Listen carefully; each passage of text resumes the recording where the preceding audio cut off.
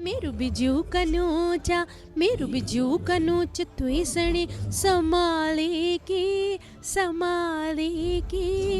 धैर्य देऊ जे कोड़ी मा पट ग्वाड़ी की मेरू बिजू कनूचा।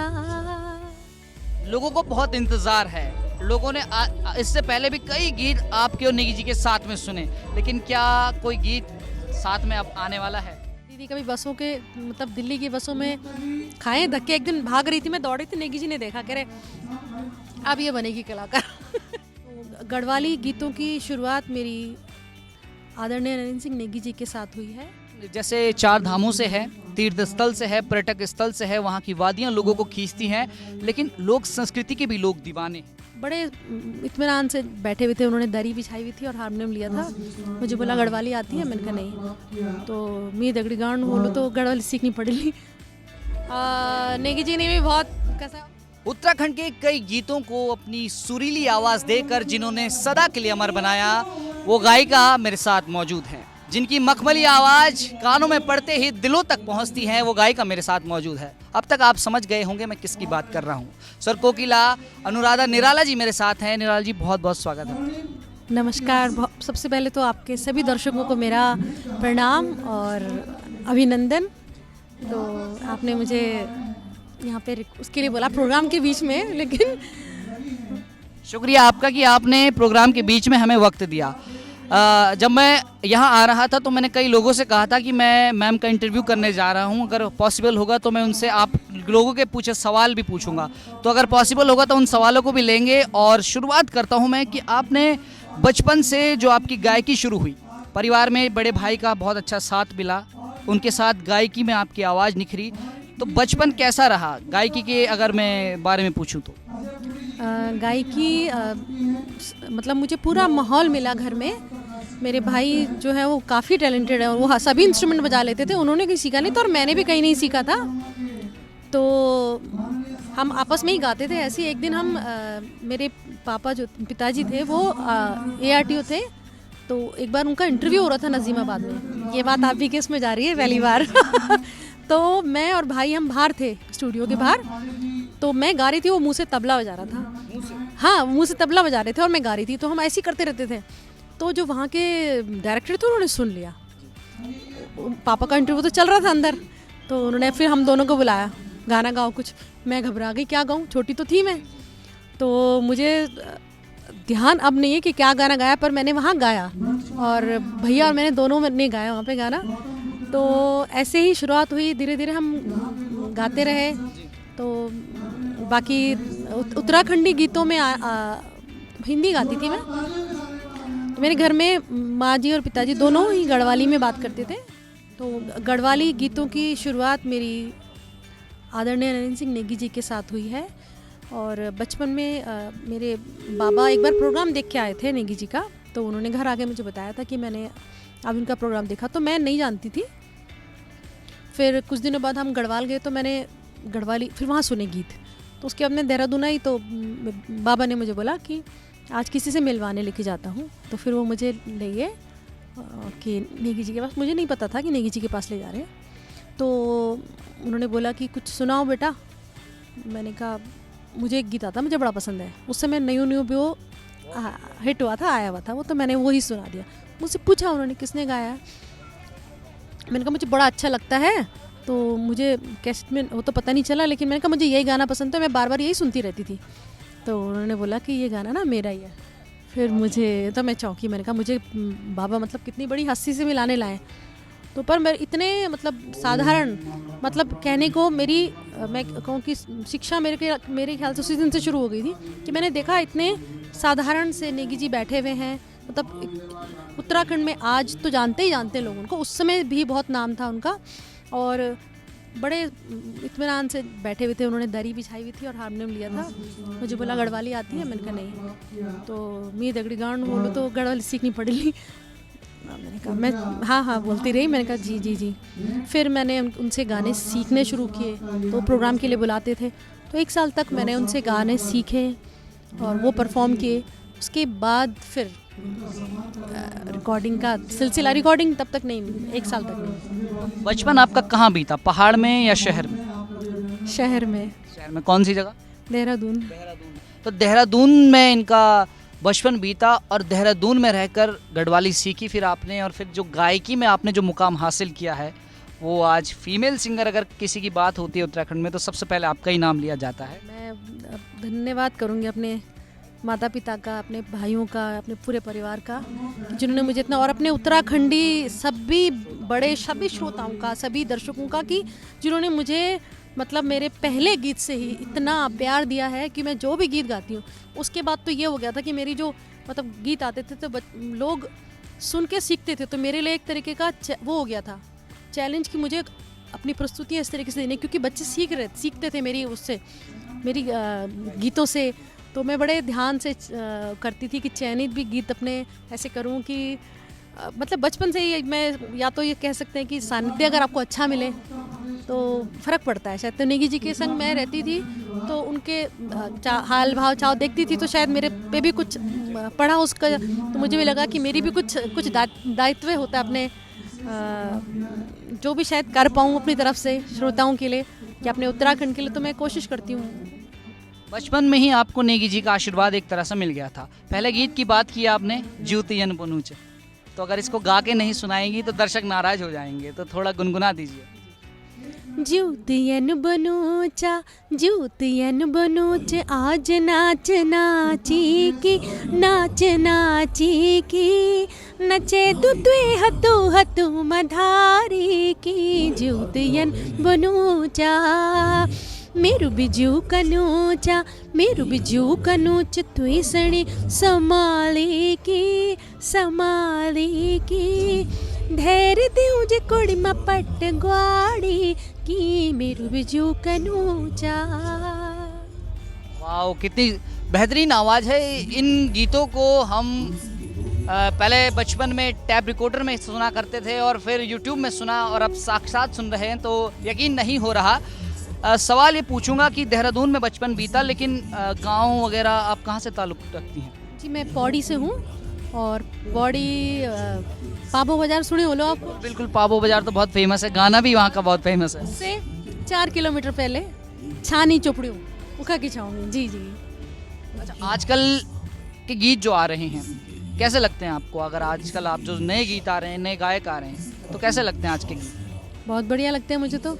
आप देखिए ना, इतने गीत आ रहे हैं, और उत्तराखंड अब फिलहाल तो सबसे ट्रेंडिंग में चल रहे हैं हमारे उत्तराखंड के गीत, और उत्तराखंड ट्रेंड में चल रहा, तो इससे खुशी की बात क्या होगी कि लोग हमको पहचान रहे हैं। अच्छा, पहाड़ी हैं, उत्तराखंडी हैं, तो अच्छा काम कर रहे हैं बच्चे, मुझे तो अच्छा लग रहा है सबका काम।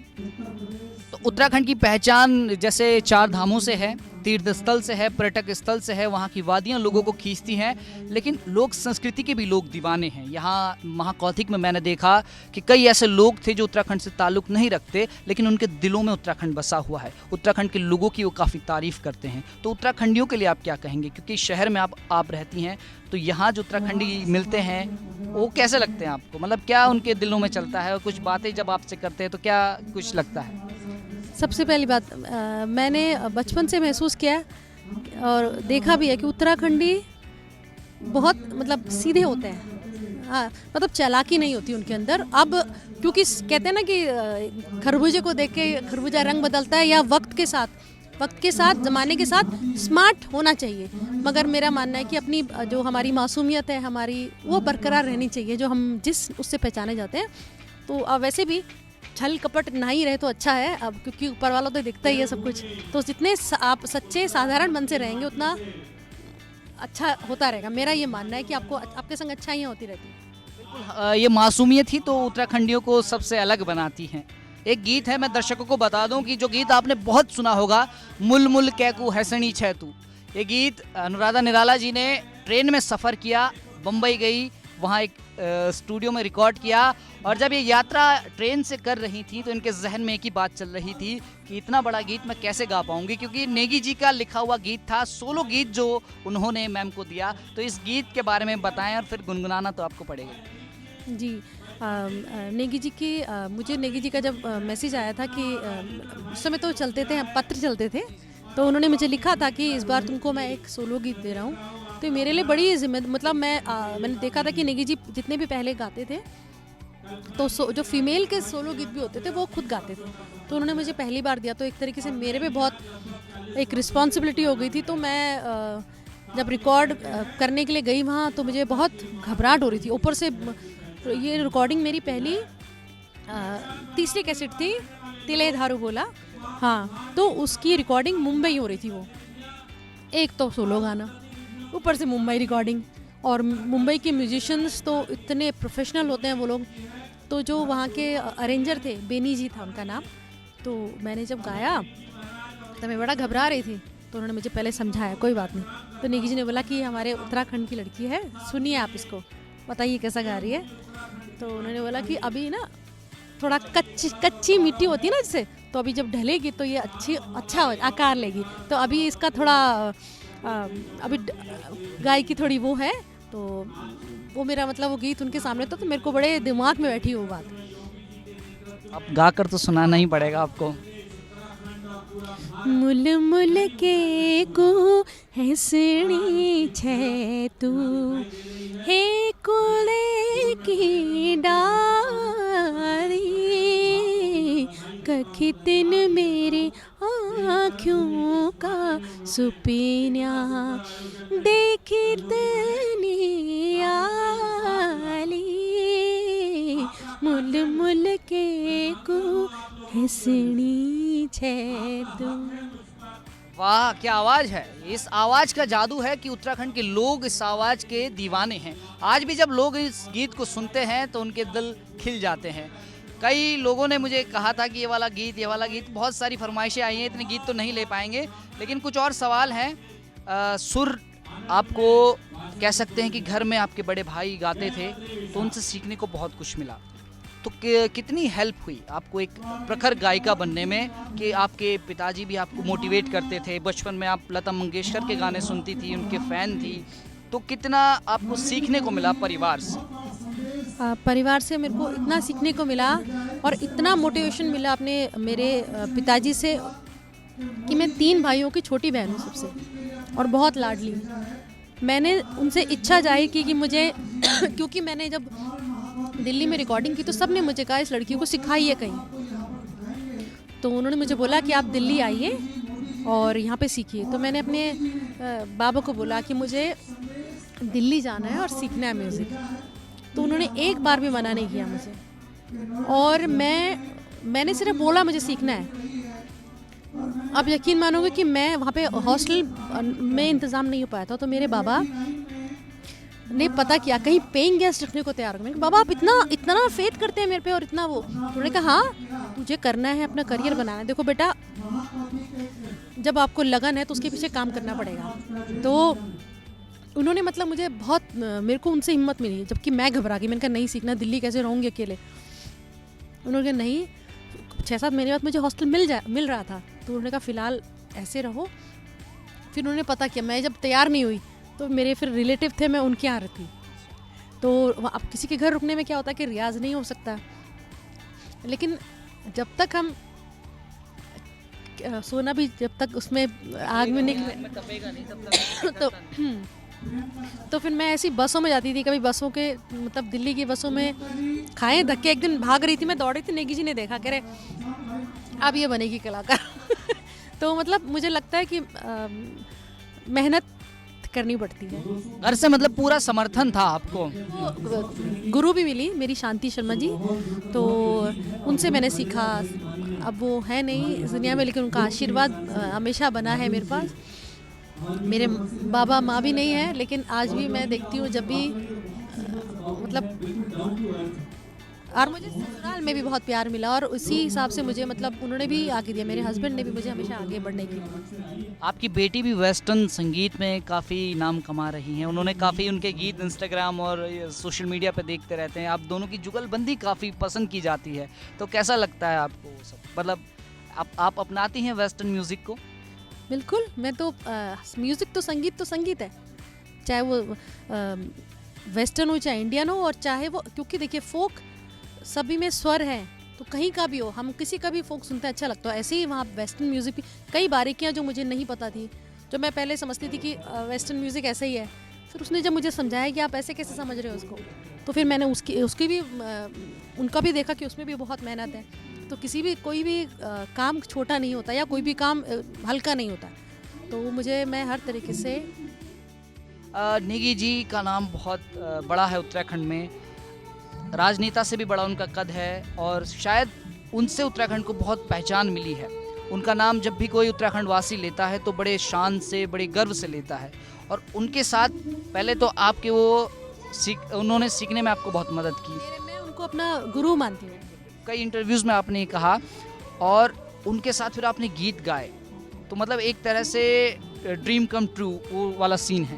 तो कैसा लगता है अब आपको, क्योंकि अब आप आपका क्या स्थान है ये आप जानती हैं, भले आप ये महसूस नहीं होने देती सामने बैठे इंसान को, लेकिन नेगी जी के साथ गाकर, और जोड़ी तो नेगी जी और आपकी ही हिट है, क्या मानती हैं आप? ये तो दर्शकों को ज़्यादा पता होगा, बट मैं उनके संग जब भी काम करती हूँ तो मुझे बहुत कुछ सीखने को मिलता है। और उनका आज भी रियाज़ करना, उनका आज भी स्टेज से पहले प्रैक्टिस ज़रूर करते हैं वो भी, और अपने काम के प्रति बड़े जैसे कहते हैं ना प्रोफेशनल एकदम। तो वो चीज़ मुझे बड़ी अच्छी लगती है उनकी, जो शायद हम लोगों के अंदर इतनी है नहीं। मैं भी 2 बार मिला हूँ उनसे, और दोनों बार उन्होंने मतलब time to time, cut to cut बात की है, ज़्यादा उन्होंने बोला नहीं है। बड़े सुलझे हुए व्यक्ति हैं। आपने प्रीतम भरतवाण जी के साथ भी गीत गाए हैं, उनके बारे में थोड़ा बताइए। पद्मश्री हैं हमारे उत्तराखंड के। प्रीतम जी के संग जब मैंने गायकी शुरू की तो ऑलरेडी मेरे 3 एल्बम नेगी जी के संग आ गए थे, तो एकदम अलग गायकी है उनकी। मगर मुझे इतना अच्छा लगा उनके साथ काम करके कि मुझे नया सीखने को मिला। उनसे भी मैंने बहुत, उनके संग जितने भी मेरे एल्बम आई हैं या गीत आए हैं तो बिल्कुल अलग अंदाज के हैं, तो मुझे बड़ा अच्छा लगता है उनके संग गाना। अभी बल्कि परसों प्रोग्राम था एक, तो वहाँ मिले थे, तो किसी बोल रहे थे अनु एक गाना करना है, मैंने कहा जी भेजे करूँगी। तो उनके संग बड़े बहुत सरल है, उनको स्टेज में देखना जैसे सब लोगों को अच्छा लगता है, हमें भी बड़ा अच्छा लगता है देखने में। बड़ा अच्छी प्रेजेंटेशन देते हैं वो स्टेज में भी, और बहुत अच्छे सुलझे हुए हैं वो भी। उनको भी मतलब बहुत मेहनत करके पहुँचा है, तो जो इंसान मेहनत करके पहुँचता है तो निकल के आता है। तो कभी बचपन में आप सीखती थी, आज आपसे हज़ारों बच्चे सीखते हैं, कैसा लगता है? अब यूनिवर्सिटी में आप पढ़ाती हैं और एक बड़े पद पे हैं, तो कैसा लगता है अब आपको? अच्छा लगता है मेरे को। मुझे हमेशा ही बच्चों के साथ रहना अच्छा लगता है। तो और मेरा गर्ल्स कॉलेज है, तो लड़कियों के संग घिरे रहती हूँ, और आजकल के जैसे बच्चे हैं रील्स भी बनाती हूँ उनके साथ, और पूरा एंजॉय करती हूँ। मतलब मुझे लगता है कि समय के साथ चलना अच्छा होता है। मुझे मतलब मैं नहीं रहती कि नहीं मैं यही करूँगी, नहीं, जैसा समय होता है मैं उस हिसाब से चेंज होती रहती हूँ, ढल जाती हूँ। कुछ ऐसे भी स्टूडेंट हैं आपके जो आपसे पढ़कर अच्छी गायक बन गए हों और अभी भी आपसे जुड़े हों कोई? मेरे से सभी बच्चे जो हैं सभी जुड़े रहते हैं। वो उनकी कोई दुख तकलीफ़ खुशी मुझसे ज़रूर शेयर करते हैं, वो मैसेज करते हैं। एक बच्ची यूएसए में है, अभी उसने एंटरटेनमेंट के उसमें एमए किया है, तो उसने मुझे वहाँ से लिखा, मैम आपकी डांट हमेशा याद रहती है मुझे। तो आप मुझे पुश नहीं करते तो मैं आज ये भी नहीं करती हूँ। अनुराधा निराला ने बहुत बच्चों को डांटा होगा, कभी उनको डांट पड़ी है किसी की? मेरे को बहुतों की डांट पड़ी है, बहुत। अपने भाई से डांट पड़ी है। हाँ, बाबा ने कभी नहीं डांटा, भाई से बहुत पड़ी है डांट।